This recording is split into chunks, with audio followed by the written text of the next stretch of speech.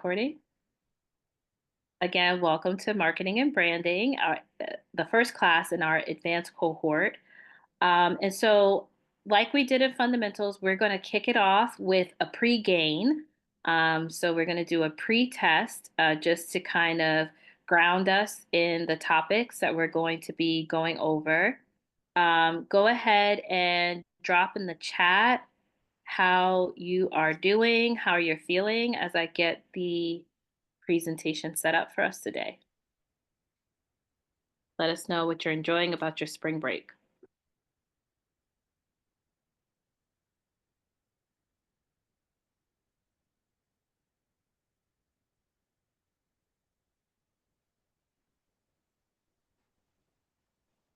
Or if you want to come off mute, you can share that way also. Sleepy, still have school, good, tired, good, tired. Excellent. Hot but good. Yeah, it is warm. My house is warm right now. My AC is still trying to get used to it. Also wanted to remind you that our advanced classes go till 8:30, the instruction piece. So it's different than fundamentals, which ended at 8 o'clock. Tonight's class will end at 8:30. So I'm going to share the Mentimeter link in the chat with you all. Go ahead and click on that, and we'll go ahead and get started.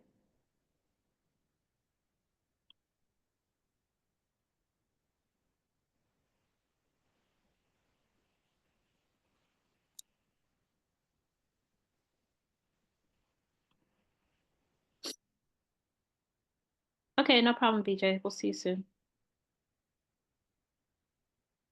All right, so I just want to remind you for the pre-gain, our pre-test here, this is going to be, all the answers are going to be incorrect as we're trying to, I guess you all are in there already answering, as we're trying to gauge your understanding of the content that we're going to be covering this advanced series. So thank you so much for answering. I'll keep moving right along. We want to make sure Ms. Robinson has all the time she needs for tonight's instruction. Blank is at the core of the brand, voice, and image.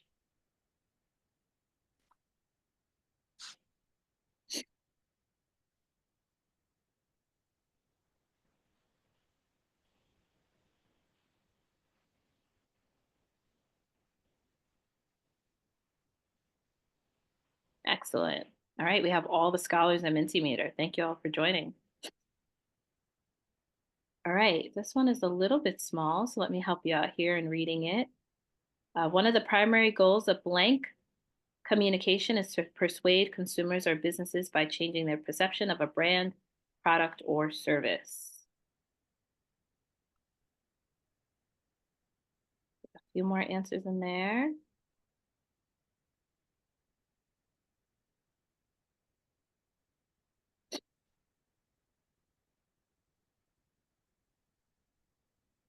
A brand image should evoke blank.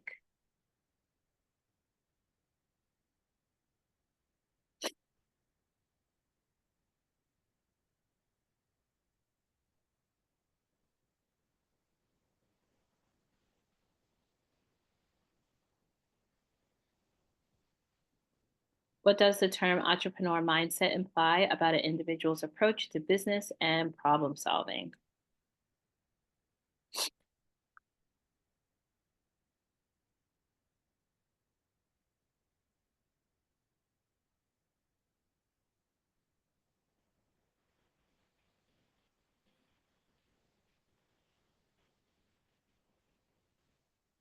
Define a growth mindset and provide an example of how it might manifest in an entrepreneur.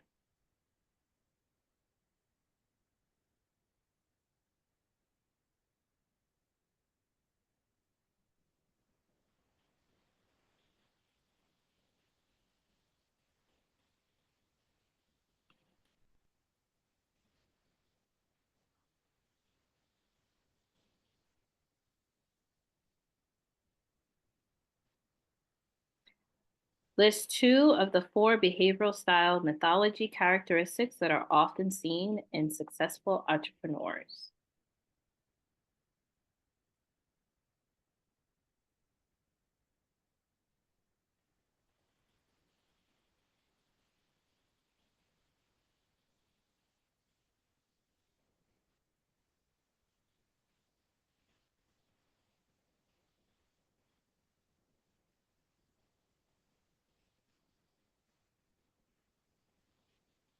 How does examining the cognition of entrepreneurs aid in understanding their motivation and approach towards business challenges?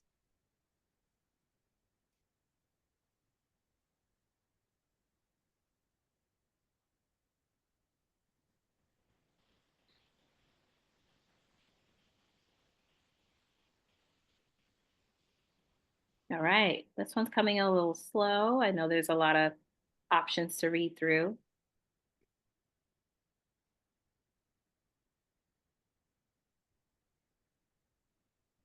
How might an entrepreneur with a growth mindset approach failure differently than one with a fixed mindset?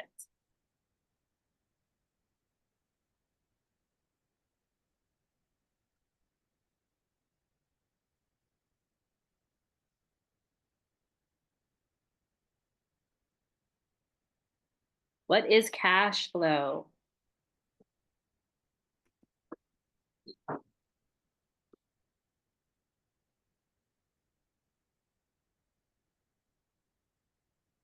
What do you use to measure cash flow?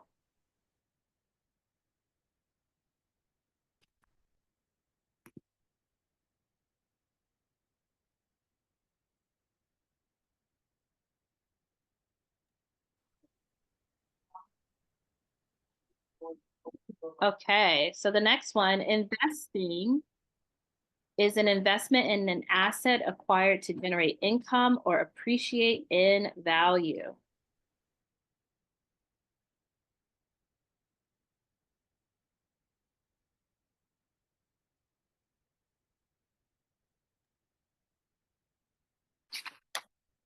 Okay, what are three types of investments?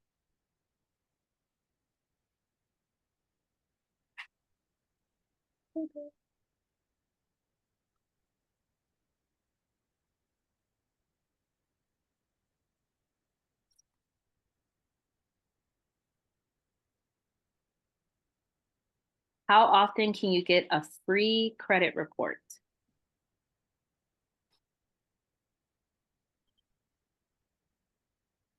Well, this goes with credit mindfulness. That class is actually tomorrow.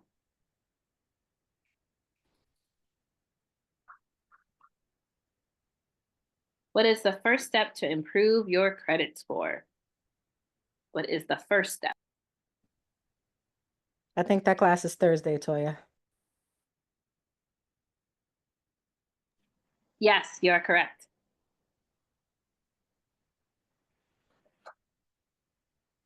No class on Wednesday this week.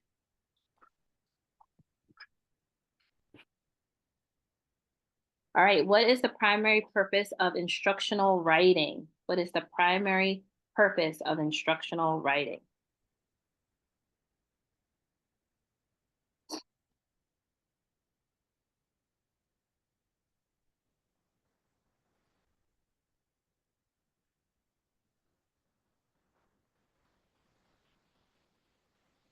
Okay, this goes with our business writing class.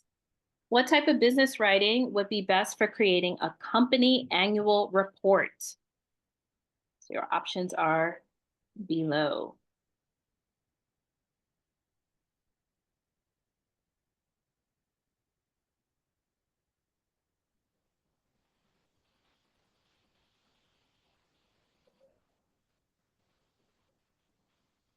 If you wanted to convince someone to join a new environmental club at school, which writing style would you use?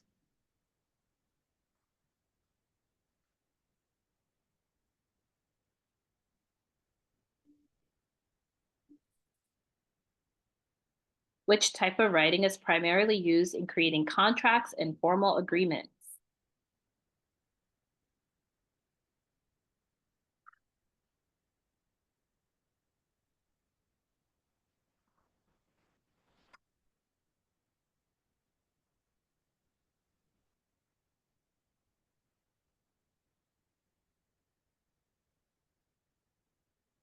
Choose the correct example that matches persuasive writing.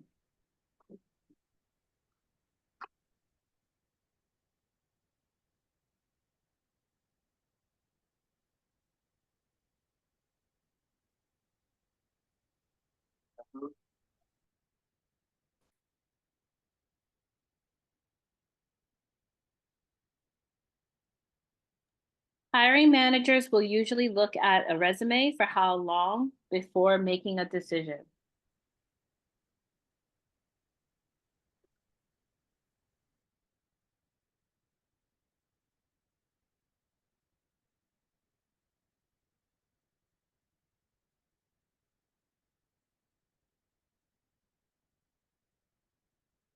Which is not considered a soft skill.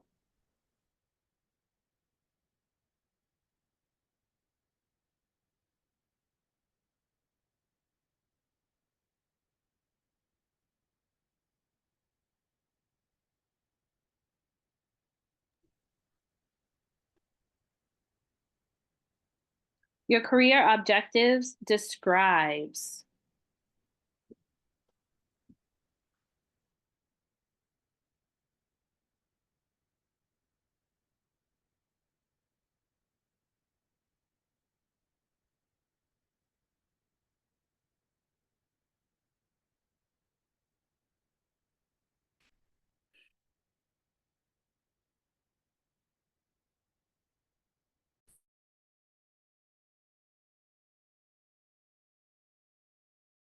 Sorry, I was on mute there. Education experience should be listed. So this is in regards to your resume. This is for the resume writing class.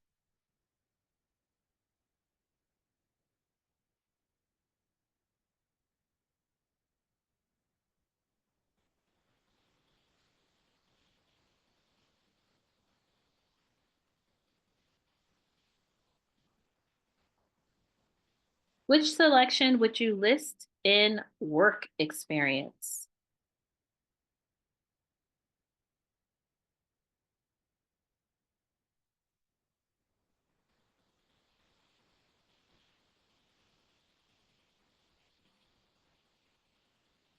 What type of brand language would Apple products be considered?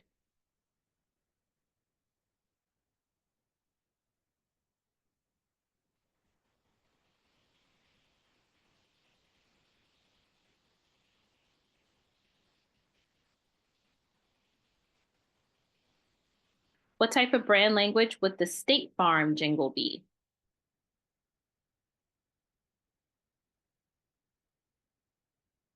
So this is from Perfecting Communications Through Presentations. That's from that class. Developing soft skills can improve your communication skills. True or false?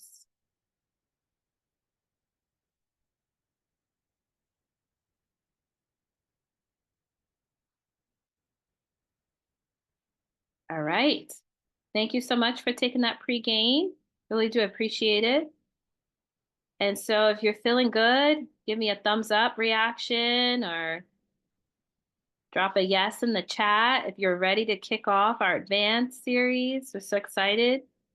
All right. I see a lot of reactions coming up. Excellent. So I'll pass it over to the marketing maven, Miss Tiandra Robinson. Floor is yours. All righty. Thank you. Good evening, everyone. I know it's probably been a long day. For some of you, it's definitely been a long day for me. And so I'll just introduce myself real quick. My name is Tiandra Robinson. I do call myself the marketing maven. I'm a marketing consultant here in Louisville, Kentucky. So you'll have to excuse my accent if I sound country. But I work with a lot of small and Black-owned businesses here in the city of Louisville. So, like, Louisville is the home of Muhammad Ali, the Kentucky Derby, and put in the chat if anybody here has heard of Jack Harlow, and if you have, if you listen to Jack Harlow, because Jack Harlow is from Louisville as well. So just you can drop that in the chat if you put yes if you know who he is.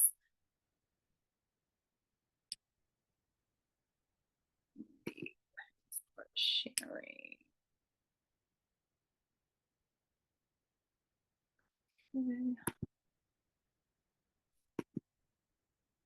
Awesome. Let me pull up the presentation for you all.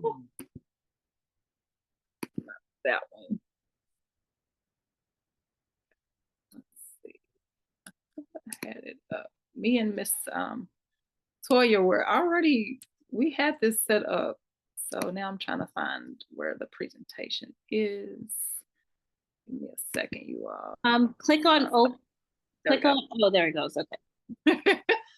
Okay, so before we get started, I know you've been typing in how you're feeling today, but go ahead and put in, I want you to use an emoji in the chat. So drop an emoji for how you're feeling like at this moment.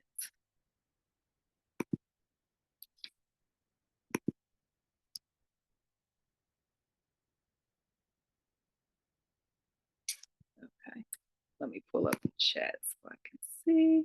Okay. Nina, is that how you say your name? I'm looking at your emoji. It's Nana. Nina, okay. Yeah. So what's that one? I'm not familiar with that one. Wait, I just searched up tired and that emoji popped up, so. Gotcha. Okay. That's funny.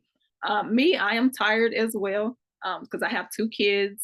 One is 11 and one is 16. And so yeah, tired. Okay.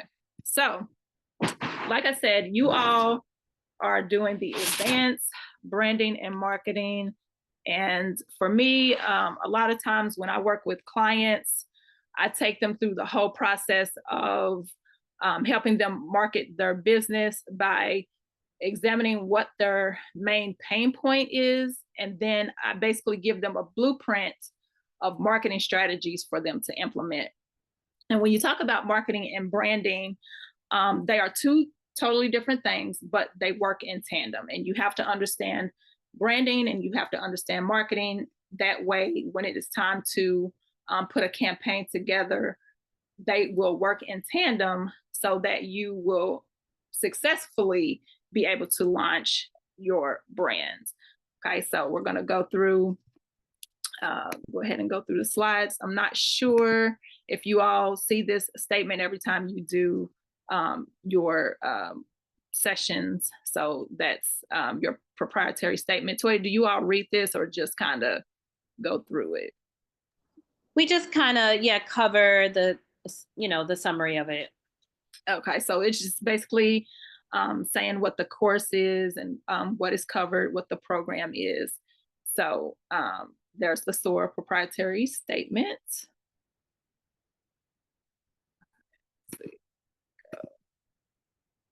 So you can kind of just read through that. So goals for today is all about basics of a brand, basics of marketing, creating that brand voice, marketing strategy, launching a marketing campaign, and tracking marketing effectiveness and scaling your marketing efforts. And when I was going through this presentation, I'm one of those type of people. I don't like to just stand or just instruct people because that can get kind of boring, especially with young adults like yourself. So I'm gonna try to make this as interactive as possible. So I'll be telling you to drop a lot of stuff in the chat as we go through this presentation. Okay, so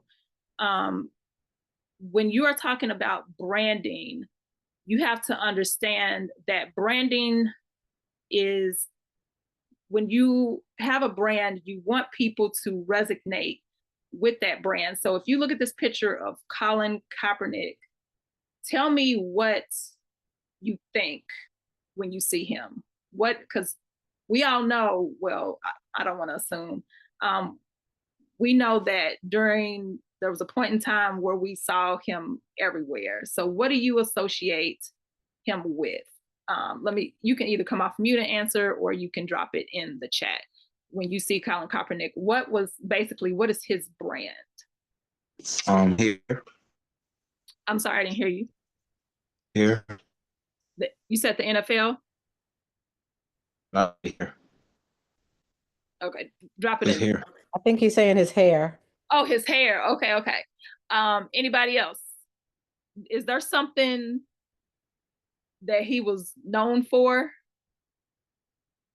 Tiandra, somebody put it in the chat. I think Harlem. Taking a knee. There you go. Taking a knee for. Anybody want to tell me what was he taking a knee for?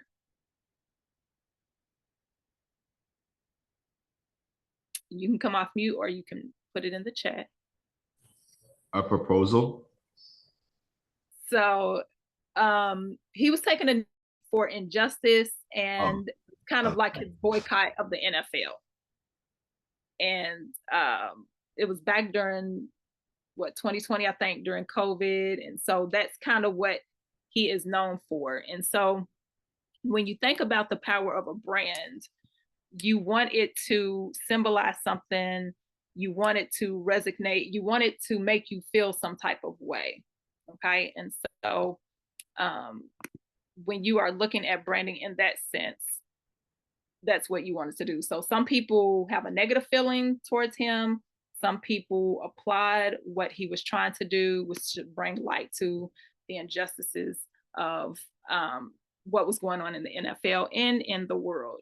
Okay, so real quick, I want you to think of your favorite brand. So if you see me looking off to the side, I made some notes on the side. But I want you to think of your favorite brand. Okay, what comes to mind when you hear it? So matter of fact, drop your favorite brand in the chat, like whether it's a shoe brand, a restaurant brand, whatever it is, drop it in the chat. Okay, Nike, Hollister, okay. So I'm not familiar with you. Okay, Pepsi, Amazon. So when you think about those brands, what comes to your mind when you hear those brands? So when someone says Amazon, what comes to mind when you hear Amazon or when you see Amazon? Somebody, whoever said Amazon, Fast tell me. shipping. Fast shipping. Yep. Okay. Like 2-day shipping, which I think they've slowed up on that. Whoever picked Nike, tell me what comes to your mind when you The logo. the logo. Okay. Who else? Stanley. Now I know that became like the big rage a few months ago. So what do you have in mind, or what comes to your mind when you hear Like the tumbler. the tumbler? Okay. Yeah. And why were people so crazy, going so crazy over the Stanley? Don't know. It was expensive. They are expensive, but you know what? Good branding made that happen. So where people didn't care how much they cost for whatever it was, because I guess what it keeps the drinks cold. I'm assuming. I don't have a Stanley, so I didn't fall into that trap of the branding. But I'm assuming they keep the drinks cold. Is that correct? Yeah. Okay. So that was branding, whether you realize that or not. However they're branding, like I said, I didn't get into the Stanleys because for me, I don't even know how much they cost. How much is a Stanley? Like 50 little or ago. So $50 for a cup. And do you have a Stanley? Yeah, I do. Okay. So what made you buy that? I don't know. It was just like kind of like popular at that time, and I like found the color that I really liked. So Gotcha. Okay. So that right there is the power of branding, right? So they positioned this brand to make you guys think that this cup was different from any other type of cup on the market. And when you can do that, you want people to really kind of put your brand on a pedestal. That's just like, I know people with Nike, they won't wear any other shoe but Nike. Me, I'm a Puma girl. I call myself the Puma queen, so I won't wear any other shoes for the most part with Puma. But for me, Puma, the lifestyle is more about comfort and about style. Okay, so I'm a little seasoned, so I'm older. So for me, I got to be comfortable in the shoes that I wear. To me, Nike are too expensive. But I know people who are loyal to Nike. But again, this is the power of brands. Even like here on the screen, we're showing Apple. Matter of fact, drop in the chat if you are Apple or Android. Let's see who is what. I'm team Android, so drop team app, team iPhone or team Android? Gosh, there's a lot of Apple people in here. Am I the only one to see? Please let somebody else in the chat be Team Droid. Team Apple, everybody. Oh my goodness, I can Apple. Android.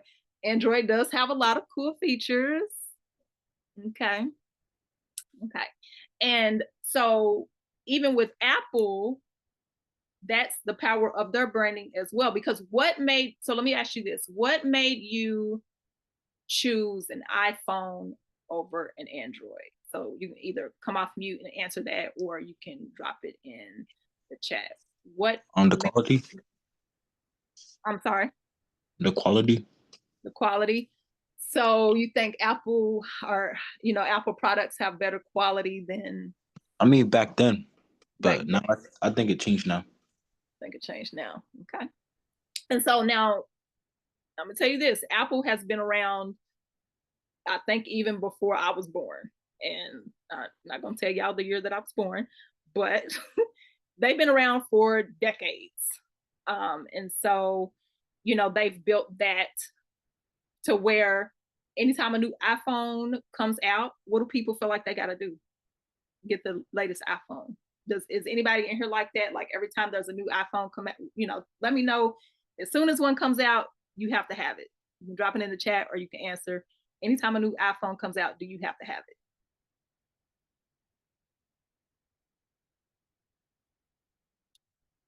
It's way too expensive now. No. Okay. Yeah. It is definitely an ecosystem. Yep. I hold on to my phones as well, because it's just, for me, with my phone, I needed to do is make calls. So I have a Note, the Droid Note 20. I think this is what this is. I have no desire to upgrade unless it just completely goes kaput. But Droids are good phones. Okay, so let's go ahead. We don't want to hang on to that part too much longer.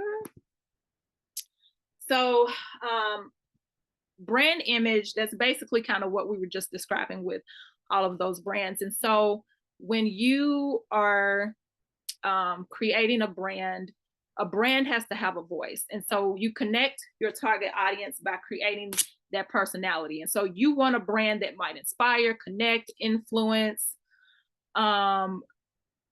Really touched on three good ones right there. And so your brand image should invoke some kind of emotion or feeling. It should also display who you are at a glance. Okay, so what I want to do is I want you to guess the brand. So let me see if I have this game up here. Guess the brand. So I'm going to say, I'm gonna give you the clue, and I want you to tell me what brand it is. Because good branding, good brand imaging, and creating a voice, you're gonna know it by, hopefully, by the slogan. You might know it by the logo. So if I say I'm loving it, you can either come off mute or you can drop it in the chat. If I say I'm loving it, what brand is that? McDonald's. That is correct. That is McDonald's. Because you're worth it. Does anybody know what that one is? The girls might know this one. The guys might not. Anybody want to take a guess at what that one is? Nobody? Any of our other instructors or S.O.A.R folks want to guess? Because you're worth it.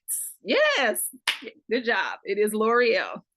So, like I said, the guys probably wouldn't have no reason to know that, but have it your way. Anybody want to take a guess at what that one is? Is it Burger King? It is Burger King. It is Burger King. Let's see. Think different. Anybody want to take a guess at what that one is? Isn't that one Apple?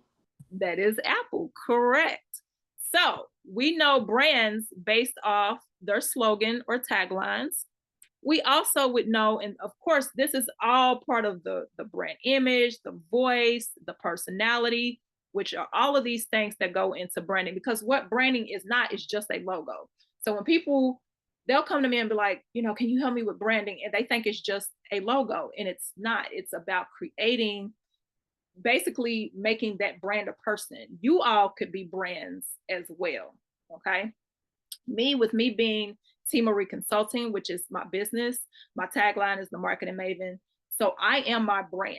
And so people know me in this city based on me calling myself the marketing maven. Sometimes I'll refer to myself as the Black business guru, because I have built this reputation of being able to help these small businesses in Louisville. So a person could be a brand. And so I have a brand story or a brand image. I'm known as the marketing maven. But you can also know brands by their logos. So if I was to say a simple swoosh, what brand would that be? A swoosh. We know that's what? Nike. That is Nike. Nike. Yep. What about a red and white smile shaped curve? Does anybody know what that would be? That one might be a little hard, but a red and white, well, no, a red and white smile shaped curve. I'll give you a hint. It's a beverage. Oh, Coke. Yep. Okay. Yep. Somebody put Coke. Yep. That is Coke. I ain't gonna do that one because that's too easy. This one is easy too. Okay. Oh, a green mermaid with a crown. What's that? Starbucks. That is Starbucks. Okay. So now we know, you can know brands, you can recognize brands based on their taglines. You can know them based on their logo descriptions. And so now let's talk about even knowing them by their colors. Right? So for this one, red and white cans, popular in vending machines. Coca-Cola. Coca-Cola. Blue and white social media app icon. Twitter. Twitter. Oh, I didn't think about that. Facebook. Oh. Facebook, yes. Purple and orange letters on packages. FedEx. FedEx, okay.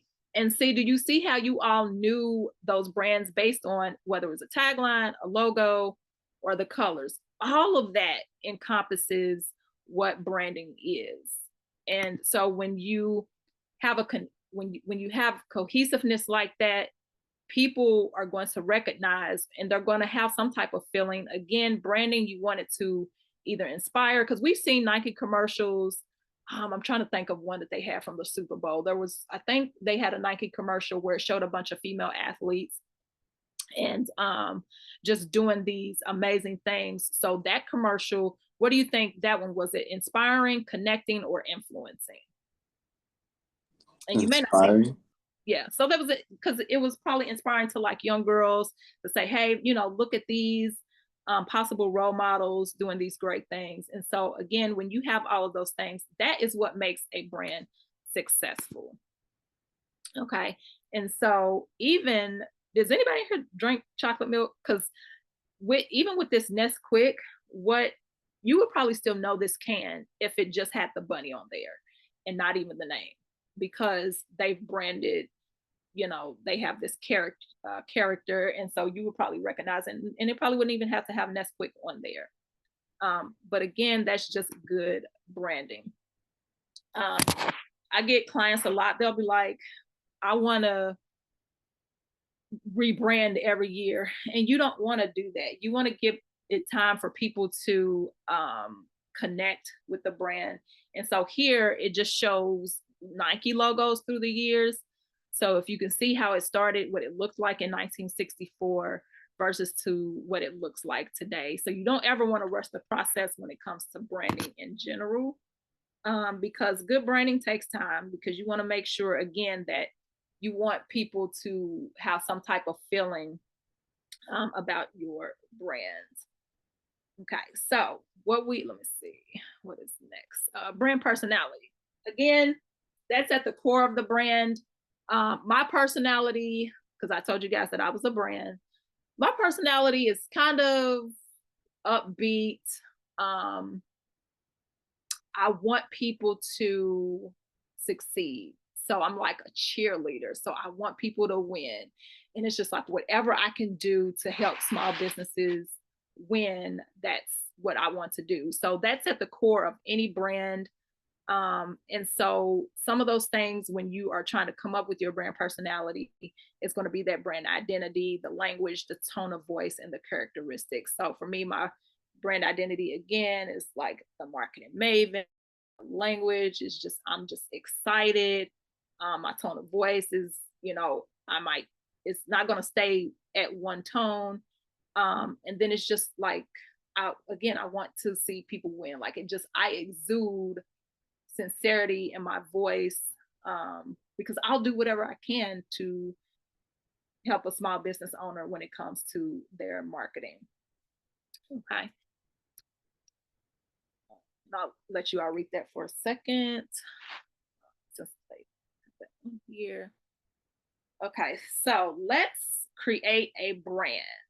So what we are going to do is, I'm gonna venture off of this a little bit. So I want you all to, and you can just write this down or you can just think about it in your head. I want you to create a snack brand for gamers. Okay. So we are an agency, and I want you to create a snack brand for gamers. So we are going to come up with the name, the vibe, and a logo. So let's just take a few minutes and I'll have somebody volunteer. You can come up with your own individual. So create a snack brand for gamers. So just come up with the name. And the vibe is basically, again, the personality of the brand. So how do you want people to feel about? So the vibe is like, is it, I don't know, is it lit? Is it some type of adjective? And then what would the logo look like? So let's just take a couple minutes to do that. And then if you want, you can either come off mute or you can drop it in the chat.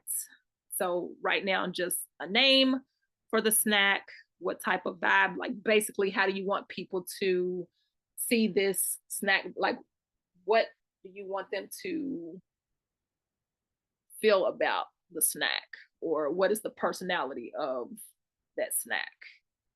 And then what would the logo look like? And when I say what does the logo look like, you can just say it would be a circle with whatever, and just tell me what colors would be in that.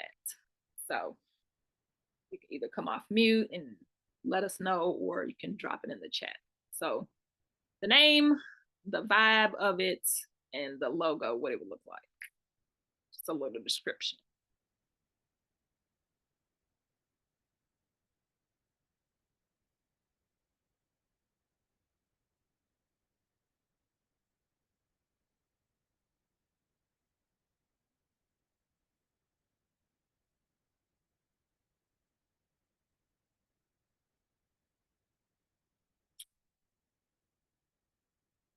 So I'll give you to about one more minute, 7:14, unless it turns 7:14 too quick.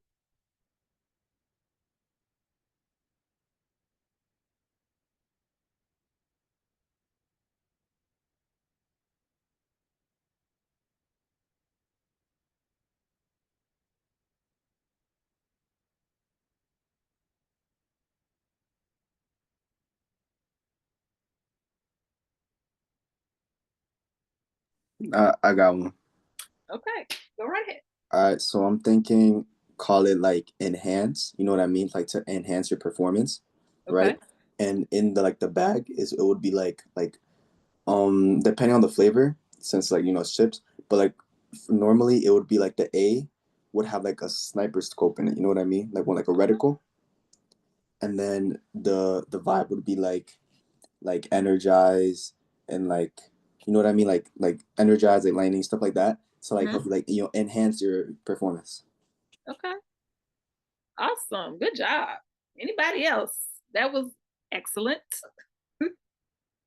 Anybody else? Because it is 7:14. So like I said, if you don't want to say it out loud, you can drop that in the chat. I got snack. I got snack mode, so it gets you like in a gaming mode. And like this is the logo.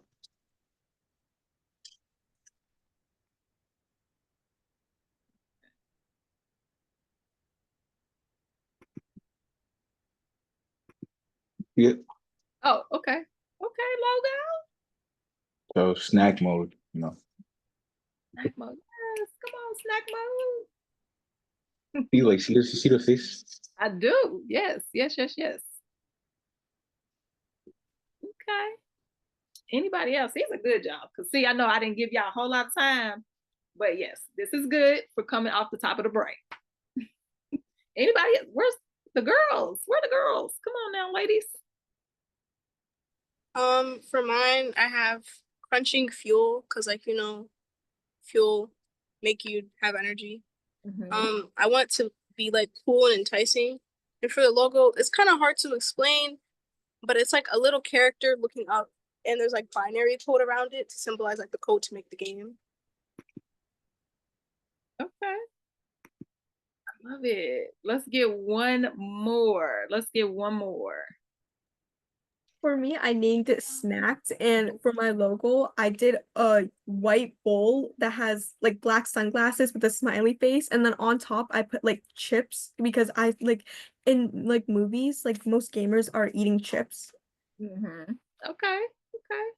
Oh, we got one in the chat. The brand name is Game Booster for the snack that will push your game performance to the max. Yes. The logo is a game controller with. Okay, look at y'all. Yes, yes, yes. Okay, put some clapping emojis or something in the chat. Because you guys are good for having to be put. Because I kind of put you on the spot. So this is awesome. That is awesome. So give yourselves a round of applause.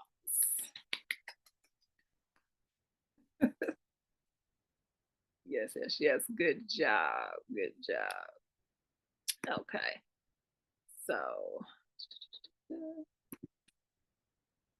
all right. So now on to the part where this is really kind of where I shine. So I do some branding, but marketing is kind of my bread and butter. So it's really kind of the thing that I can talk about all day. And usually I'm talking to adults. Now I do work with students because I'm a substitute teacher here in Louisville. And so I usually sub at the middle and high school level. So I get it. I know sometimes attention spans tend to be a little short. So that's why I was trying to make this as interactive as possible. So I know you guys are, had a long day. So let's get into the good marketing. So the purpose of marketing is basically you're trying to persuade customers or consumers to basically support your business, product, service, or whatever it is. You have to craft a message to get them to want to purchase. Okay, so that's one of the primary goals. There's other purposes of marketing, but for the sake of this one, that's what that is. We got somebody in the chat. Let's see. Okay.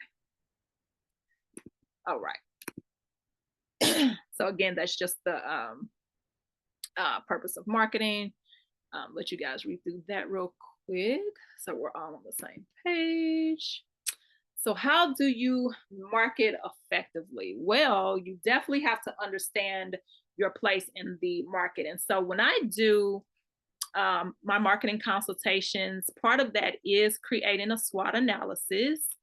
And I make all of my clients, I create these for my clients, or I actually have them participate with me. So basically, a SWOT analysis is important because it helps the business gain a clear and structured understanding of where you are, what your current position is, and how you plan to be able to market effectively. And so here's why it matters. When you do a SWOT analysis, and it's SWOT, and we'll go through what those are. when you are doing a SWOT analysis, it's going to identify your strengths, which is what the S is. Okay. It shows you what your business does well, your advantages, your resources, or your unique qualities you can build on. It highlights your weaknesses. This is the W. It brings awareness to areas that need improvement, helping you address those internal challenges before they become bigger issues. You can spot opportunities. That's the O. It helps you recognize those external chances for growth, expansion, partnership, and untapped markets. And then the T is for threats. It prepares for threats. It lets you anticipate potential risks from competitors, market shifts, economic changes, so that you can create strategies to minimize those threats. So in short, a SWOT analysis is a strategic planning tool that helps you make smarter, data-informed decisions by seeing the big picture clearly. So what I'm gonna have you do with that, so now we know about the SWOT, what I want you guys to do real quick. So you all did the snack, right? So now I want you to draw a quick SWOT. So you can do, it's a grid. So just draw across and then have the S, the W, the O, and the T. And I want you to give me just one of each. So for your snack that you came up with, for your gamer snack that you came up with, for your SWOT analysis, I want you to just give me one strength that you think that product would have. And remember what we said the strengths were, that was something that it does well, advantages. I want you to identify one weakness. Again, that's going to bring awareness to areas that might need improvement. The opportunities, it helps you recognize the external chances for growth. So give me one opportunity for that snack brand, and then one threat. And we said the threat was potential risk from competitors, market shifts. So just give me one of each from the snack that you came up with. And so you can either come off mute and tell me those, or you can drop them in the chat. Wait, so to clarify, it's strength, weakness, and then what? Opportunities and threat. Okay, thank you. Yeah, somebody said you can do, yeah, you can do it like a hashtag sign, but just have 4 quadrants and just one, there we go. So you can just draw a box with 4 and just list one, because usually when I do this with clients, I make them list several, but for the sake of time, for your snack that you came up with, just and think about, you know, everybody here came up with their own snack, so now you're competitors with each other. So just think about that in terms of coming up with one of the strengths for your brands, one of the opportunities for your brand, one of the weaknesses for your brands, and one of threats. And you can throw them. Yeah, SWOT, I think that it'll show you on the next one. So we can go ahead and just move to that one so you guys can. Yeah, somebody drew it in the chat. Yes, you can have it look like that.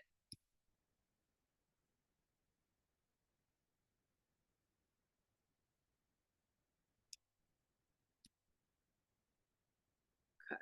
So if anybody wants to volunteer to, for your snack brand, tell us your strength, what the strength that you came up with, the opportunity, I'm sorry, the strength, the weakness, the opportunity, and the threat.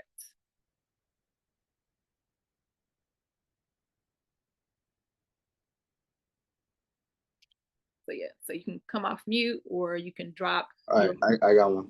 Okay. So for my strength, I put like yummy, because you know I'm gonna make my snacks good, and then like my unique flavors that I'm gonna have. For my weakness, it's gonna be it might be expensive, because if it's like a gamer snack, then obviously it's gonna have to be like a little bit more expensive because of what I'm gonna put into it. For my opportunities, I put like gamer tournaments. Like for example, like the FNCS, like a really big Fortnite tournament. And if I have the competitors like eating it, for, like while they're playing it, then it's like marketing to the other people watching it. You know what I mean? And then for the threats, it's just like other chip brands. I mean, like why would you want to buy my specific chip brand when you can buy like Lay's and just, you know, eat those instead? Correct. And so in trying to find that out, that's going to come through when you're actually going through your market research, right? Because you're going to want to research your competitors. Good job. Anybody else?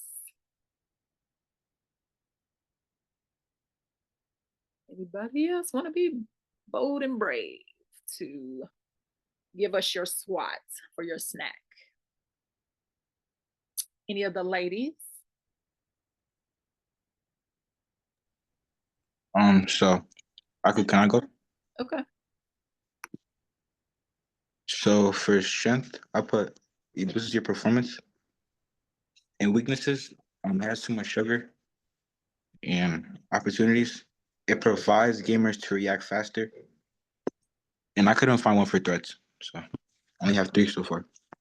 Yeah. So, and really for all of you, one of the threats again is going to be competitors, but it's like, how do you compete, or how do you market yourself to get people to convince people to buy your snack versus your competitors? So good job. Good job, guys. One. Okay, go ahead.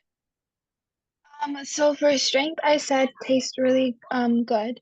For weakness, I said being seen as only for gamers. And opportunity, I said like sports brands wanting to advertise and like like the Super Bowl and stuff, or like Gotcha. where they know that I don't know. No, that's good. It's good. Okay. Awesome. Good job, you all. Okay. So that's just another view of the SWOT. So now let's talk about target audiences. So here's the thing with marketing, right? Whatever it is that you market, whatever your product or service is, you can't possibly want to market to everybody, because everybody's not going to want it. And a lot of times that's what people try to do. They're like, oh, I have this product or I have this business. I want everybody's money. Okay, well, everybody's not going to be your demographic of people for your business sometimes, and that's okay. So you have to know who is your perfect customer. Okay, who is your perfect customer?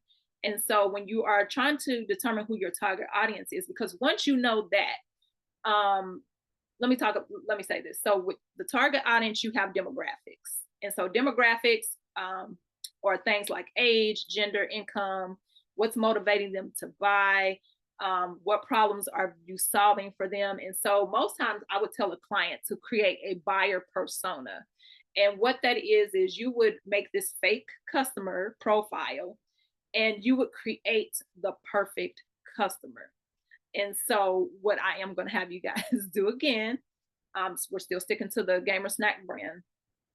Real quick, just real quick, I want you to create a buyer profile of the perfect customers. So think about what age you want them to be, what gender, what income, their lifestyle. Just write those kind of characteristics down real quick of what your perfect customer is. So take about a minute to do that. And again, you can come off mute and tell us your the demographics of your perfect customer, or you can drop it in the chat.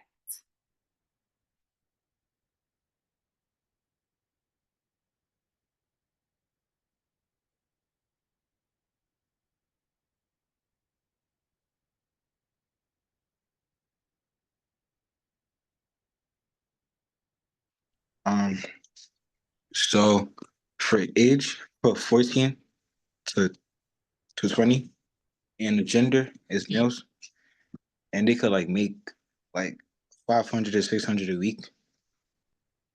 And for I put more competitive gamers, because competitive gamers only play games and like they play competitively for money. Mm-hmm. So yeah. Okay. Great. So that means when it's time, and I think we talk about this later in the presentation, when you're marketing to these males, what age group did you say? 14 and 20. Okay. And so 14 to 20 males, gamers, that's kind of their lifestyle. When it's time for you to create your marketing message, your how you're going to advertise or whatever, you're going to know which platforms to put this brand in front of, you know. And like I said, we'll talk about the marketing channels here in a little bit. So yes, okay, good job. Like I say, TikTok. Definitely. And Twitch. And Twitch. They actually now. Yeah, some of us who. Yep. Anybody else want to let me know who their target audience is? I feel like mine is like really similar to his. It's like, cause like, you know, it's that. So for me, I put like teenagers to like young adults. I put males, and for the income, I put like middle to upper class. Cause like I don't have like a lot of money. So like if I were to hypothetically go out and buy this, my mom would be like, why are you getting this? Like, you know what I mean? So like, I'm going like more like middle upper class, like with parents who are like, okay, yeah, sure, I'll buy you this. You know what I mean? Yep. For motivation, what weapon? No, go ahead. I'm sorry. No. For motivation, I just put like, you know, kids who are into video games, who like watching like, you know, Twitch, like the other guy, and you know, just people who like really enjoy video games and competitive too. And then for the problem that I'm solving, is just like, you know, maybe to help them boost their performance. Gotcha. You guys are killing it, ladies. What's going on? Good job, fellas. Okay, so once you have your target audience, when it's time to build, now all of this is going into the building of the campaign. And before we start that, I have one more kind of little game. So I'm going to come up with 3 fake brands, and I just want you to tell me just guess who that target audience is. So organic hot Cheetos. Who do you think that target audience is? I'd probably say like moms who are like vegan, like not vegan, but like, you know, like vegetarian, like they care a lot about their health, and then like young people also who care about their health. Okay, which is funny because I'm like, what would organic Cheetos even taste like? Let's see. Let's try. And I'm really coming off the top of my head with these. So we say organic hot Cheetos. What about a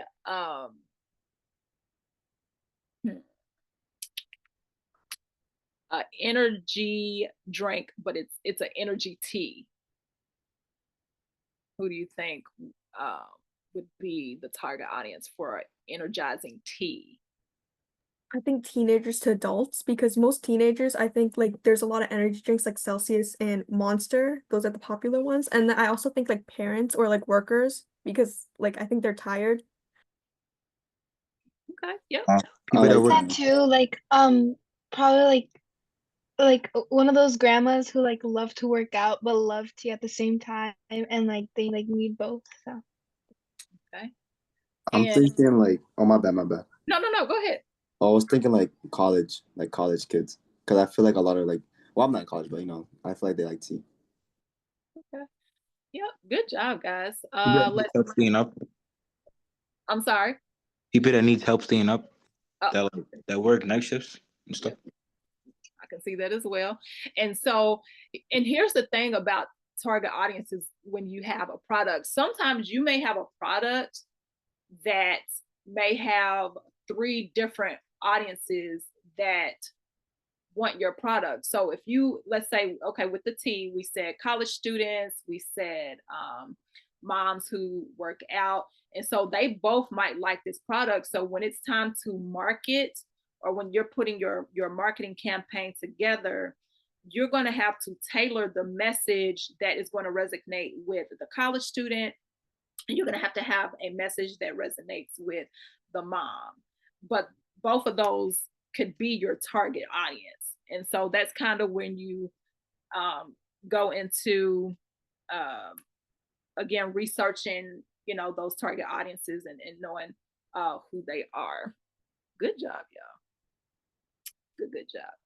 I was going to try to come up with another one, but those 2 were hard. So Okay, so when you are doing your, take it back, sorry. So we talked about the target audience. We talked about the SWOT for these brand snacks. And so when you're putting all of this together, think about this acronym, SMART goals. And when you are trying to put, your campaign together, you are going to want to come up with strategies that you will be able to implement. And then once you do that, they have to be specific, measurable, actionable, realistic, and timely. And so what that means is, because your goal, somebody give me one goal that you might have for this snack brand. What's one goal? You're a new snack brand, right? So nobody's heard of you.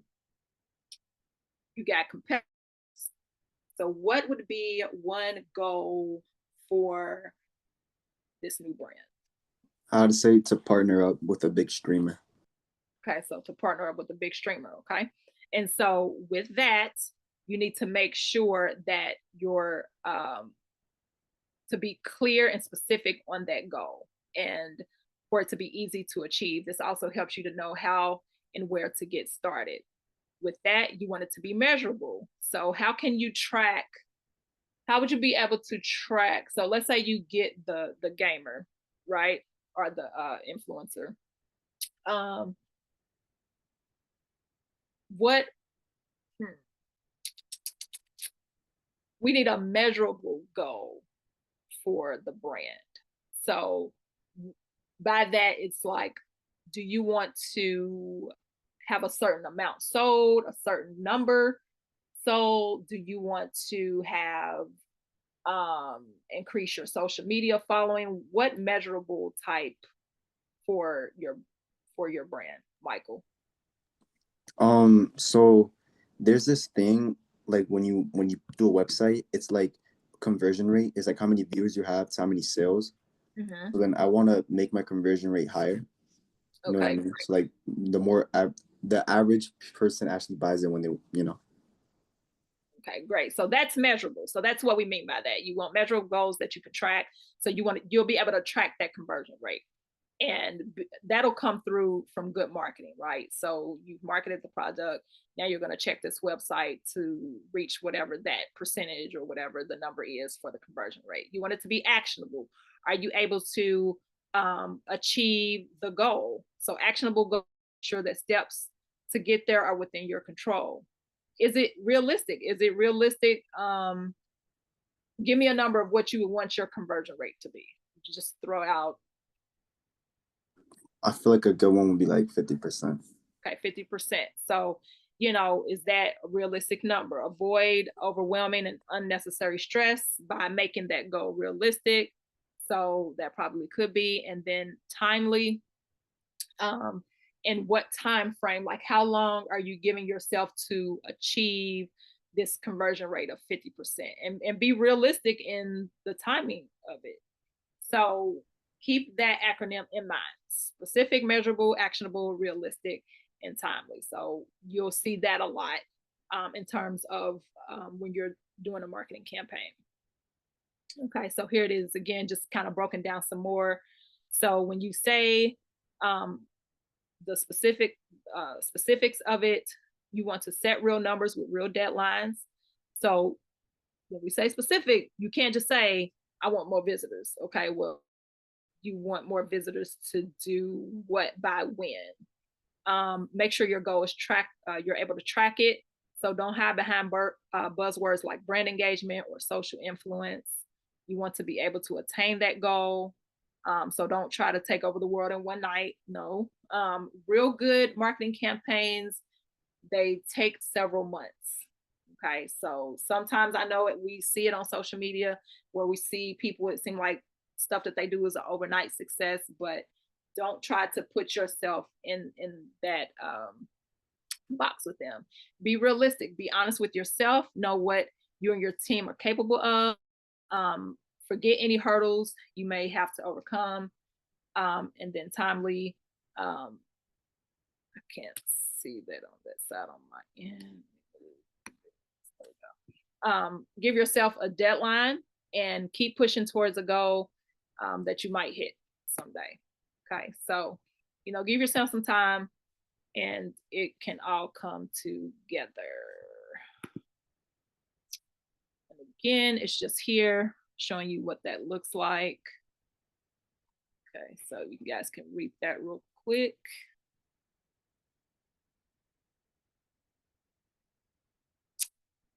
And we have reached break time. How long is the break? It's up to you. We could do 5 to 10 minutes, depending on what content you have left. Oh, okay. Because I think it's only a few more slides after this. Sure. We have the survey. So you want to do, we have enough time to do a 10 minutes since the class is a little bit longer. Okay. Yep. So we can do a 10-minute break. It is 7:40. So let's come back on at 7:50.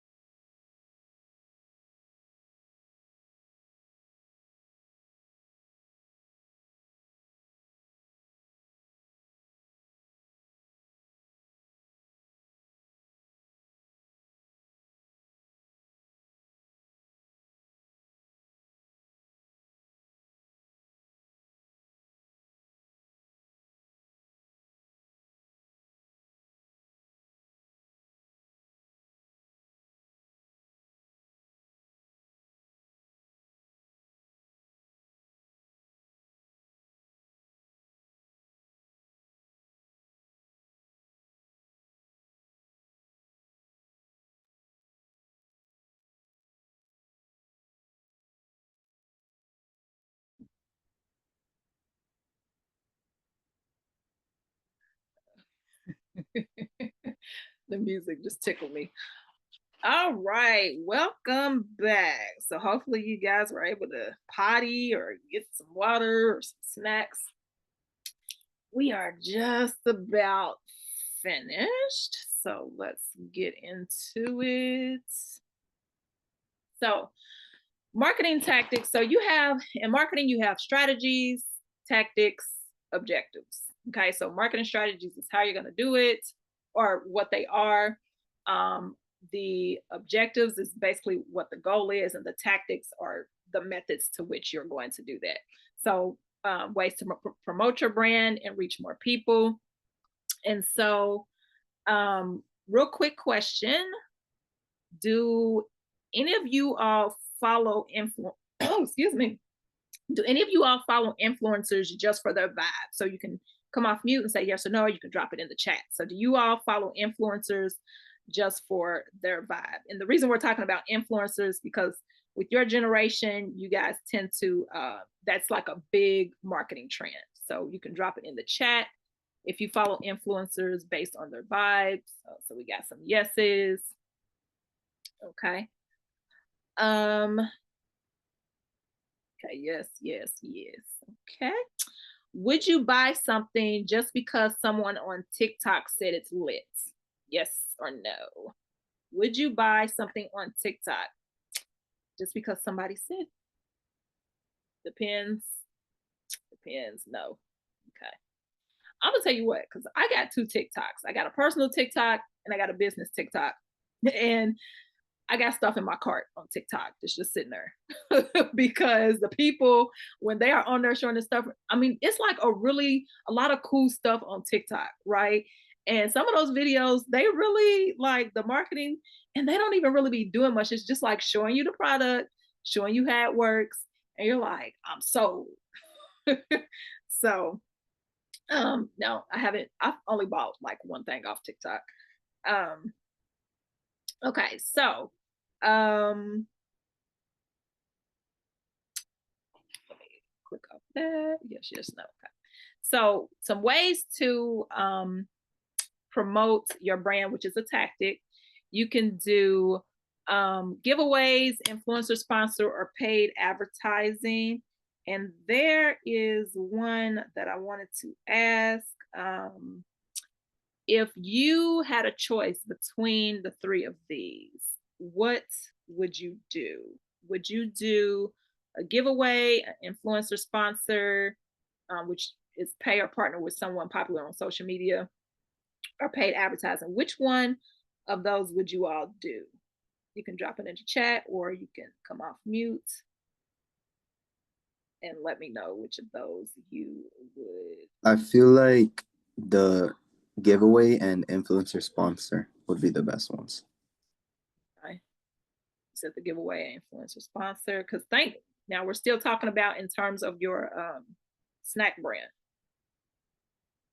Okay. So anybody else drop anything in the chat? Yes, let me see. Influencer sponsor, influencer. Okay. So let's say I gave you guys $100 to promote the snacks, right? So with that $100, this is your small marketing budget. Would you run an IG ad, pay the influencer, or do a giveaway? So tell me why. Tell me which one you would pick, but tell me why that one. So you got $100. You got to promote this snack brand. Are you going to run an IG ad, pay an influencer, or do a giveaway? So pick one. Tell me why. I will the influencer, because the influencer has a fan base, and if the fan base likes the influencer really much, they will like buy it just because they like them. Okay. So I get more benefits from the influencer. Okay. Anybody else? What we spending this $100 on? I would do the giveaway because I don't think an influencer would take $100. I feel like that'd be like too little, and I feel like when people see like free stuff, I feel like people would enter the giveaway. Okay. Anybody else? Let's see who's in the chat. Paid advertising. Okay. Why? For Liv, why would you do the paid advertising? Drop that in the chat for me. I would do the paid advertising because like when you get sponsored by like an influencer, like yeah, I get that they have a fan base and like they're popular or whatever, but I feel like you should build up your own kind of popularity just to bring more attention to yourself instead of having to use like somebody else that's just popular. But even if it does get views, like you can still get views by like making ads online. Okay, good job. Good job. And really, there is advantages and disadvantages to each of these, as really you all kind of mentioned in that. And so that's also something you would want to look at when you're deciding how you want to market or what forms that you're going to use to market the product. You're going to have to look at the advantages and disadvantages, and that's also the same way when it comes to whatever marketing channels. You're going to want to look at the advantages and disadvantages because there are those to each of those ways to promote. Okay, so good job, guys. So here we're still talking just a little bit about budgeting. So budgeting is really not my biggest strong suit when it comes to marketing, because usually when I work with clients, so from the consulting side, I'm basically telling the business owner what to do. So I'm like, this is what you need to do. And I give it to them, I'm hands off. And so they are going to have to decide what the budget looks like for them when it comes to their product or how they're going to promote it.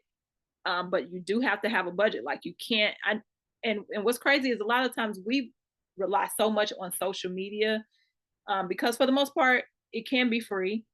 But when I talk to clients, I try to get them to think outside the box. So I'm like, you can't just rely strictly on social media to get the word out, because sometimes people are not always on social media. Or if they are, they might not necessarily be on Facebook or TikTok or Instagram. So you want to still look at traditional media, which is like radio, print, and TV commercials. Okay, so just to make sure that you guys are realizing that. But having a budget, of course, when you do Instagram or Facebook ads, you can set a budget for how much. So for those who said that they would do the paid ad, and we see them when we're on TikTok. We're definitely starting to see them a lot on TikTok. On TikTok, Instagram, Facebook, you're scrolling and you see the sponsored ads in your news feed, and no matter how many times you X out, it's gonna pop back up in there. And that's because they set it up. A company might have set it up to be seen in news feeds so many times a day. They have set their audience.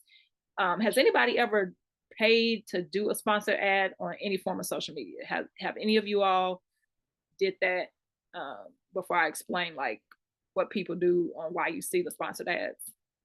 I know I've seen paid Facebook ads. Like I was looking at Facebook and there's paid Facebook ads. Yeah. And like it's getting to the point where it's just like really irritating, right? Because when you see TV commercials, we now have like DVRs and stuff like that where you can skip through the commercials. But with social media, it's just like now they're just we're so overcome with those, like I'm just exiting out. It's like every 2 or 3 posts sponsored ad. Now I can see my friends post sponsored ad, see my friends post sponsored ad. But what people are doing, what these companies are doing when they go into their ad manager, they are setting it for how many times they want it to be seen. They can set their target audience. So with that, they can put the age, they can put location, they can put sex. So they can put all of these things into the demographics, and they can say, I want to spend $100 a day. And so based on that amount, it's going to be shown this many times a day based on this amount.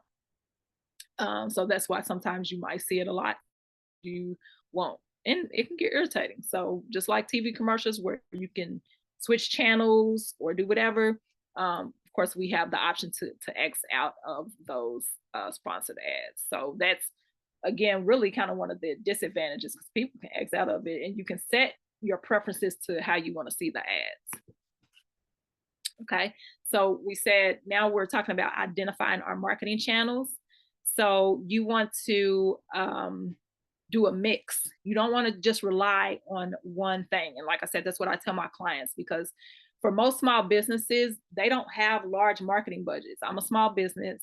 I don't have a large marketing budget. So I really kind of have to use what I have. And that's why a lot of times people are going to go so heavy on social media to promote, because for the most part, you know, you can use it for free, but if you want to get reach, you are going to have to pay for that reach. So marketing channels are the different ways you can promote your product. Like I said, social media, websites, email, print, radio, TV. And see, that wasn't listed on here because those, so TV, print, and radio are what we call traditional forms of marketing. And so people have gone away from those, but those are still good ways to market your business. So with that, with the snack brand, tell me a mix. Give me about 3 marketing channels. You can come off mute or you can drop it in the chat. Give me a mix of at least 3 of the marketing channels that you would use to market your snack. So again, we got social media, websites, email, TV, radio, print. So we got about 6. So just give me about 3 of those that you would use. And this is without really knowing the advantages and disadvantages of any of them.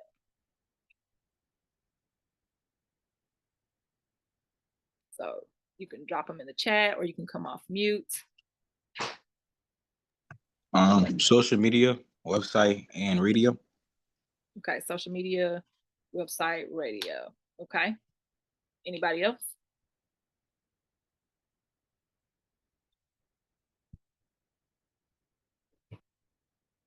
Let's see who we got in the chat. Social media, website, TV.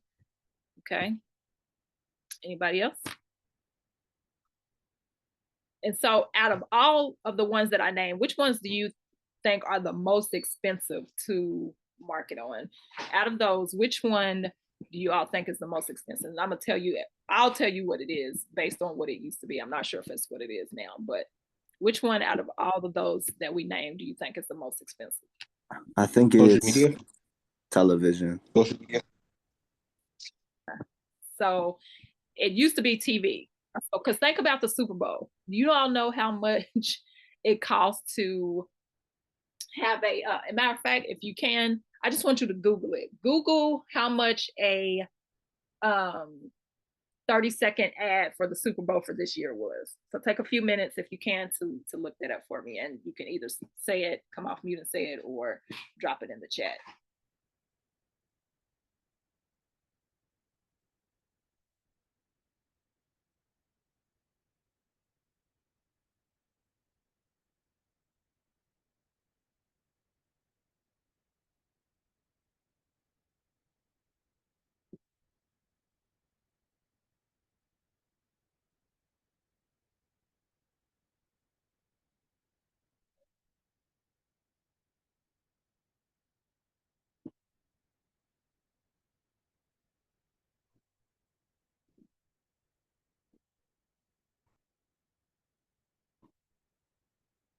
Okay, do we have it? Okay. Says around 8 million in 2025. So it costs 8 million for one 30-second spot for a commercial for the Super Bowl. That's a lot, right? But how many people, so look up how many people they said watched the Super Bowl this year. You can look that up for me.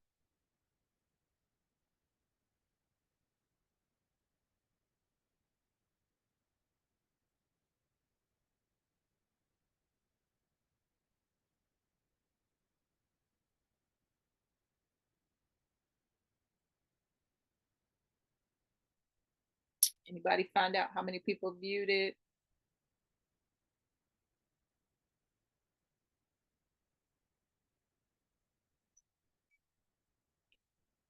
It says around 127.7 million. Okay, so 120 plus million people watched the Super Bowl this year. It cost $8 million to produce one 30-second spot. So would you say that it was worth spending 8 million for that 30-second spot? Yeah, I think so. Because I'm sure a lot of those companies probably made that back. But that just goes to show you the power of TV as a traditional form of marketing still works. And like I said, last time I checked, that was still the most expensive. So good job. Thank you. Okay. So we talked about budgeting, the marketing channels. And so now you're talking about tracking your marketing helps you understand what's working. Because here's the thing about marketing, right? It doesn't have to be set in stone.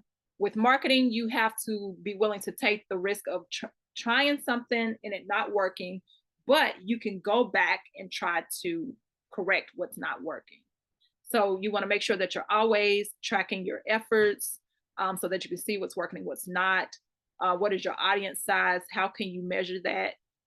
That might be likes to your social, followers, likes, how many sales are coming in as a result of your marketing. So you definitely want to track sales, and what's coming in, how many people are sharing the brand. Part of that is, if you chose to use influencers, and then what's your brand's impression on people. That goes back to kind of what we were talking about in the beginning when it was talking about branding. What personality does your brand have, and what is it making people feel, or what is it making people do? And so all of that is part of the marketing campaign. Okay. So any questions?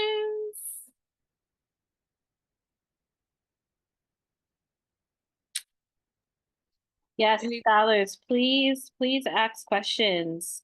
We have the marketing maven here. So any marketing questions you have, Miss Robinson, they have some wonderful businesses that they did pitches for. We have food companies in the room. We have health companies in the room. We got a really phenomenal Band-Aid brand, non-toxic Band-Aid brand. Michael's putting his head down. He knows I'm talking about him. We have mental health businesses in the room. So definitely ask questions about how to best market your business or anything that comes to mind. Yes. Shreya has a clothing line for women who ride motorcycles, a feminine line for women who ride motorcycles. So yeah, there's some phenomenal businesses in the room. So I would love to hear their marketing questions. Yes. So knowing everything that we just went over tonight, and now that I know that you all are business owners, so everything that you learn about branding and marketing, let me see, what can I ask? You know what? Somebody tell me, have you all worked on mission statements for your business? Yeah. Okay, so drop some mission statements. Let me hear some mission statements.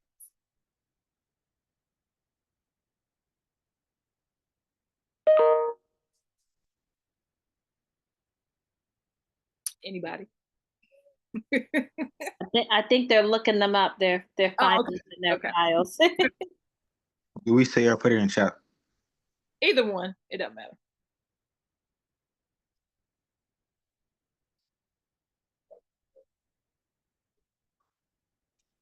So our mission at Paradise Palms is to provide each guest with a peaceful, luxurious day that feels like home. Through excellent service, thoughtful designs, and a location that connects visitors to the best of Atlanta. Okay, and what's your business again? This hotels. Hotel. Okay, you were breaking up. Put it in the chat so I can see it. So Michael says to help promote healing with the most comfortable, easy, and fast-acting Band-Aids. So what made you do a Band-Aid company, Michael? So for me, I played like a lot of soccer, and what happened was that a lot of the time, since like I would have to like slide tackle, I would get like turf burn on my side, and then it would always just like be really annoying, like trying to like help it heal, because I try to put a Band-Aid on it, but then it peels off the new layer of skin. You know what I mean? And even when it got like non-stick Band-Aids, like it would stick. You know what I mean? And it's like a bunch of other times because I get hurt a lot, right? But a bunch of times I got to put band-aids and there's always something wrong with this. So then I was like, you know what? Let me actually make something that will just help everyone because I don't think the band-aids changed for like a lot of years. Oh, okay. Nice. To provide a third space where people can melt their stress away with kitties and cat themed environment. And so, Jaslyn, what is your business? Well, basically, it's a cat cafe. Oh, okay. Cat cafe, cute. Okay. So it's important to have mission statements because when you have those in place, it's basically keeping you on track to market your business to achieve that mission. So it keeps you on track, if that makes sense. We're on a mission to help you organize your course so you can worry about what really matters. So, Ms. Patel, what's your business? It's like cord storage kind of thing. Cord storage, like medical? No, like cords, like charging cords. Oh, okay. Okay, awesome. Let me go back. Oh, okay. Awesome. The code to build, provide, and offer affordable housing that provides mental and physical security. Nice. Paradise Palms. You guys got some. Okay, so where are we in the process of building these brands? Like, are we in the beginning stages? Are we launched? Do we have websites? Where are we? I can't start yet. I'm too young. You're never too young. I was about to say, says who? Yeah, my kids had a lemonade business when they were like 4 or 5 years old. I don't know, but like, how do I start a hotel business at my age? I'm only 15. Research. Oh, I'm sorry. Go ahead, Rosa. No, I was saying research. Go ahead, Miss T. You got it. No, that was what I was gonna say. Like, you can really start researching. So you can be in the developmental stage and just do a lot of research and research the competition. Even put together what you would want it to look like. So even though you might not be able to go out here to pitch to investors, you can still put all these things into place. So you can work on a pitch, you can draw up what it would look like. You can have your mission statement in place. You can look at some numbers of how much it costs to build a hotel. So yeah, you can always start there. Anybody else? Where are you at in your business?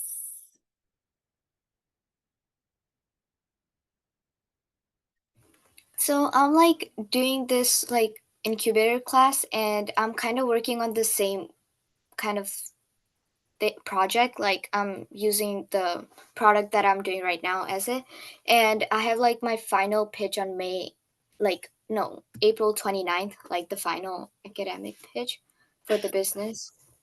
Okay, well, good luck with that. So with pitching, Thank you. it's all about making sure you know the inside, that business inside out. Because when you're doing the pitch competition, you don't want to present like you're reading from, or you kind of sound like you're not sure about it. So if this is your business, only you know your business. So just when you're doing it, just be as confident. Try to go off memory of what it is, because again, nobody knows what it is but you. So definitely good luck with your pitch, and hopefully. Thank you. Oh, they did an elevator pitch at the end of fundamentals. Okay, yes, elevator pitch. So, okay. Anybody else? Do you have any questions? Because see, listen, I charge people to talk to me.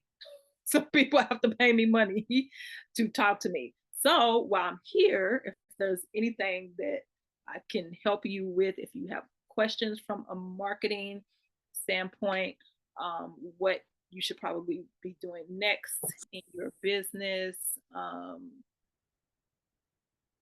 what you could be doing from a social media side, feel free to ask.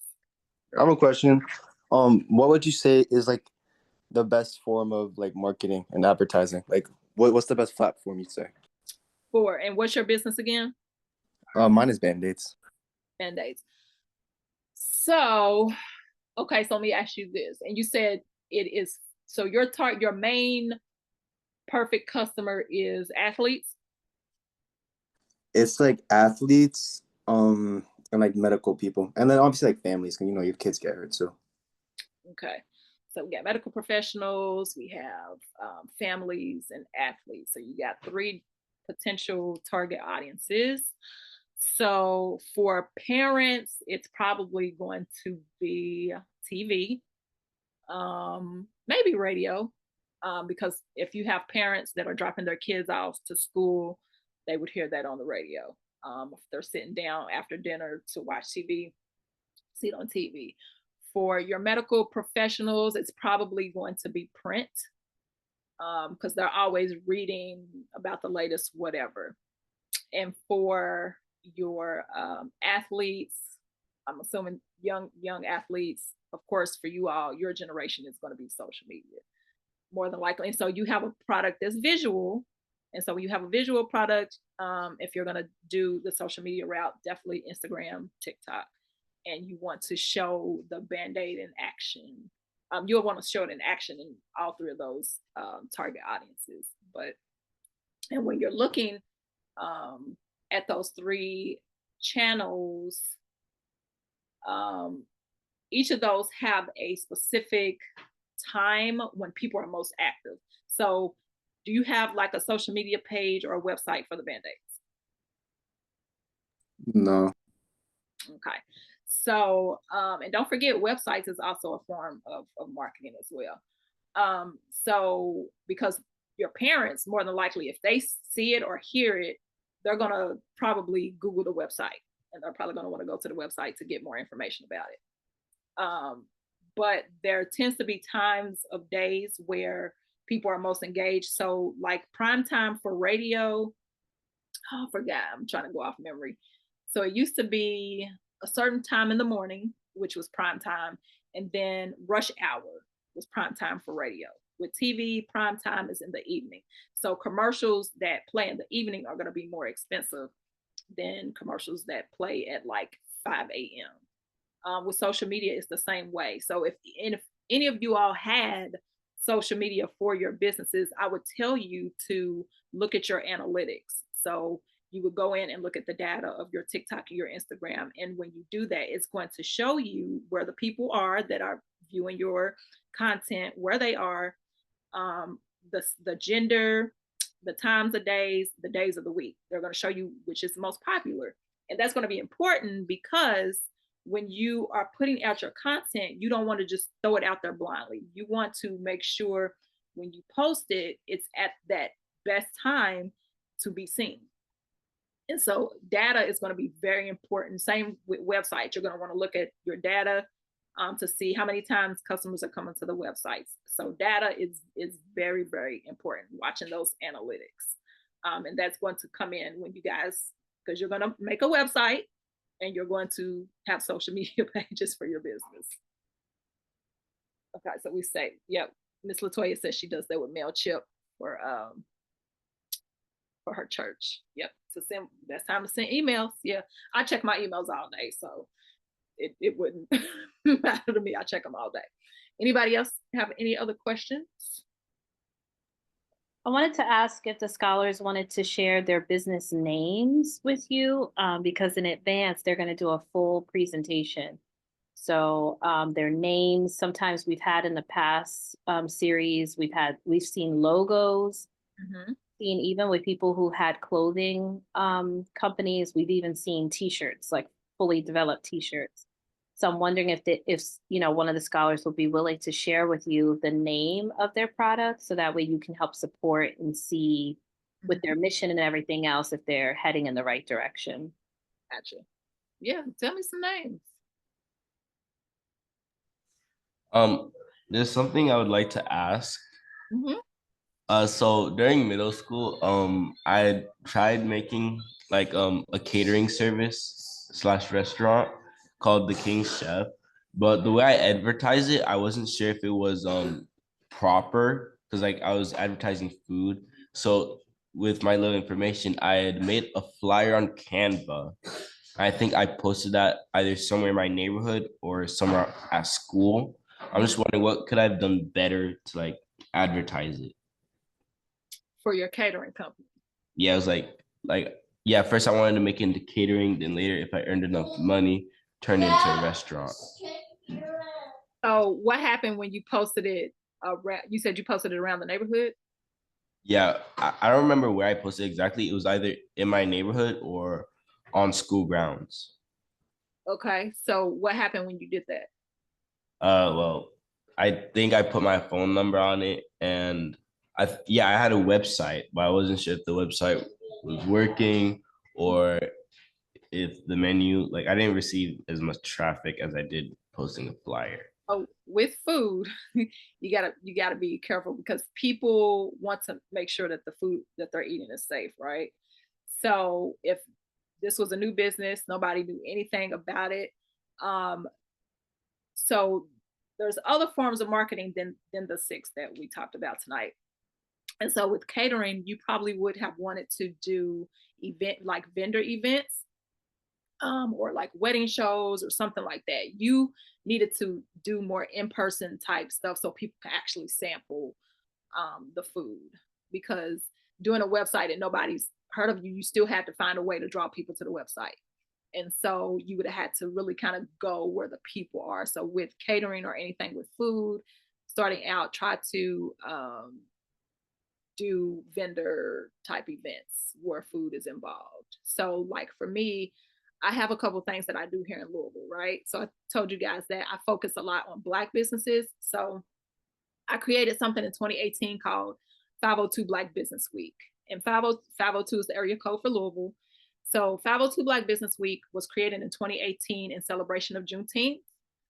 And that week of Juneteenth, businesses, Black-owned businesses would sign up to they would offer a discount for the week to encourage people to shop. So that in itself, 502 Black Business Week is a marketing concept. And so you guys can go to like 502blackbusinessweek.com, 502blackbusinessweek.com. Matter of fact, let me type it in the chat. Because right now I'm currently trying to get businesses to sign up for this year. So this will be the 8th annual. And if you go on there right now, you'll see the businesses from next year or from last year, and you'll see, what they do. But that concept brings people, it makes people aware of businesses, Black businesses that exist in Louisville. And so I've spent years building this brand. So that's completely separate from T. Marie Consulting. So 502 Black Business Week is its own entity, and then T. Marie Consulting. But I've worked so hard to build that up. So like, even if you Google 502blackbusinessweek.com, you're going to see so much press. Like, you're going to see from all of our local channels here in the city, you're going to see me on TV doing all of these interviews about the week. But I had to basically convince these businesses to sign up, but they knew it was a form of marketing. And so they needed people to know that their business existed. And so you have to go sometimes where the people are. Yeah, so I don't know if that answered your question about what you needed to do, but sometimes you have to go and meet people where they are so that they can know about your business. Okay, thank you. You're welcome. Any other questions? Nicole had a statement or comment rather in the chat. Yes. So there's the your advanced Google Classroom link is in there. Miss Latoya's put that in there. Your class survey. Hopefully, anytime I do a workshop, when I do with adults, I like to get live feedback. So you can tell me in the chat, or you can come off mute and tell me how you felt this class was for you tonight. And you won't hurt my feelings. I'm not above critique because I'm not perfect.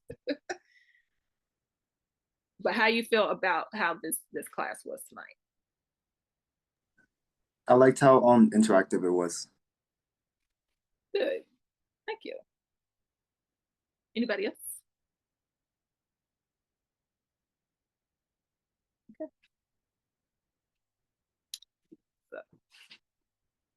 Alrighty, so if there is nothing else, I will hand this back over to Miss Latoya so she can instruct you on what you all need to do. It was, and I will say thank you. It has been a pleasure. I hope you guys enjoyed the workshop or the class tonight. And like I said in the beginning, I wanted to make it interact, so that I think you will retain the information more when you had to be involved.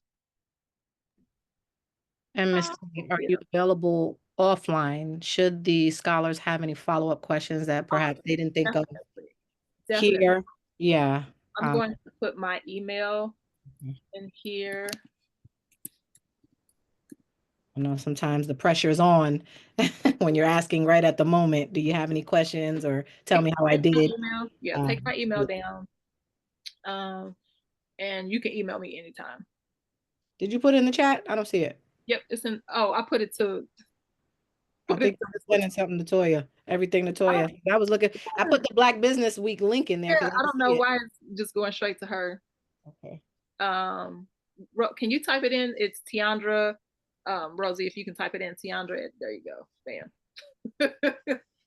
So that's my email, you guys. Please feel free to email me because I actually do a youth vendor event every year called Tiny Tycoons and Mini Moguls. It's for ages 5 through 19. And it's a vendor event. I just did it in March. So I had about 20 kid entrepreneurs. They were set up with their businesses and people came out and shopped with them. So I do that every year. So, but yes, please don't hesitate to email me. If you have any questions, need advice.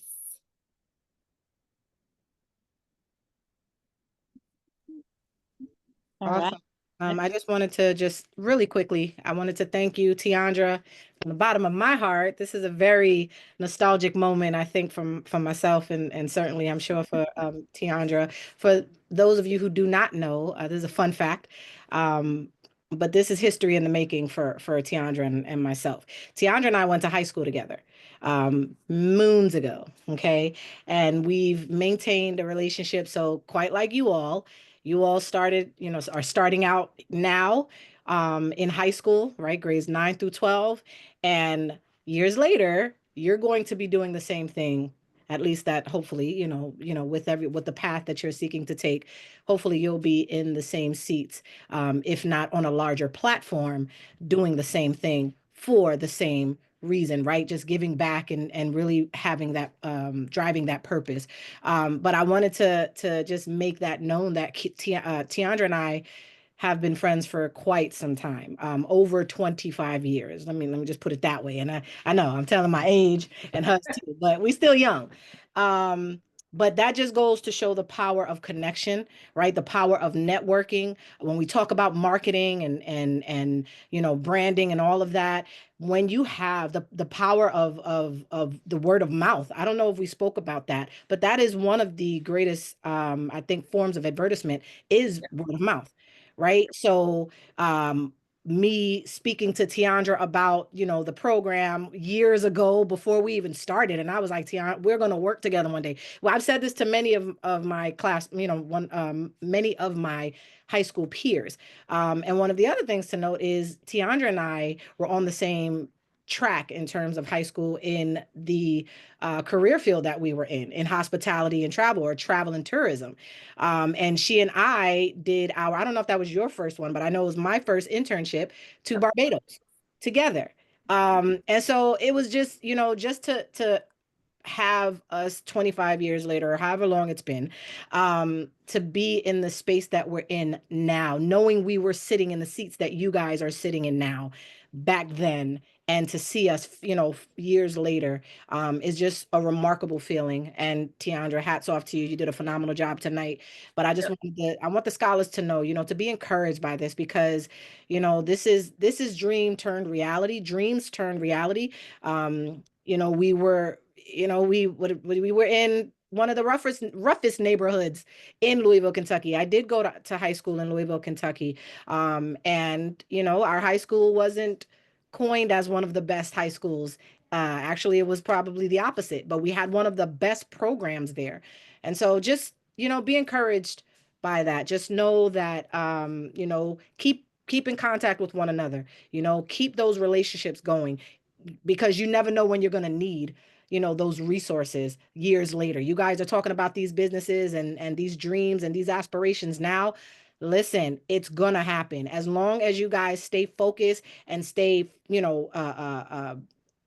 encouraged, or whatever the case may be. Whatever you need, keep that drive going, keep that resilience going. You guys are going to do it, and and you're going to be right where we are 20 plus years later. So anyway, thank you, Tiandra. I told Tiandra, I was like, I gotta say something. I can't not say anything, because this is monumental for me, and I'm just so happy to have her. This is the first time teaching, and she touched on a lot of things that she didn't even know we've been covering with you guys in these sessions. So thank you again, Tiandra, and phenomenal jobs tonight, guys. Phenomenal job. Back to you, Miss Latoya. No problem. Yes, well, that concludes our first class for advanced. Thank you all for being here. We hit it off with a bang, so thank you for your engagement and your participation. Our next class is this Thursday, 6:30 p.m. I was putting the advanced Google Classroom link in the chat. That is different than fundamentals. So please make note of that. If you need any assistance getting in there, please let me know. I saw a few of you have already answered the class survey, so thank you so much. Remember, Thursday is game day, so we may run slightly over, maybe about anywhere between 10 to 15 minutes. So please make note of that. I also need to speak to Harlem. So if Harlem, if you can hang on the line, that'll be great. I also followed up with a few of you. If you received an email from me about certain things we're missing from fundamentals, please respond and let me know. We want to make sure everyone has what they need. We don't want anyone doubling up on projects this cohort. We want to make sure you close out the fundamentals properly, and then we can move on. And so we need to get certain things settled. It's just a handful of you, about three of you, so you know who you are. But Harlem, if you can hang on the line, and if that's all that has to be said and done, we will see you Thursday. Bye, everyone. Bye, Miss Robinson. Thank you so much. Night, Tiandra.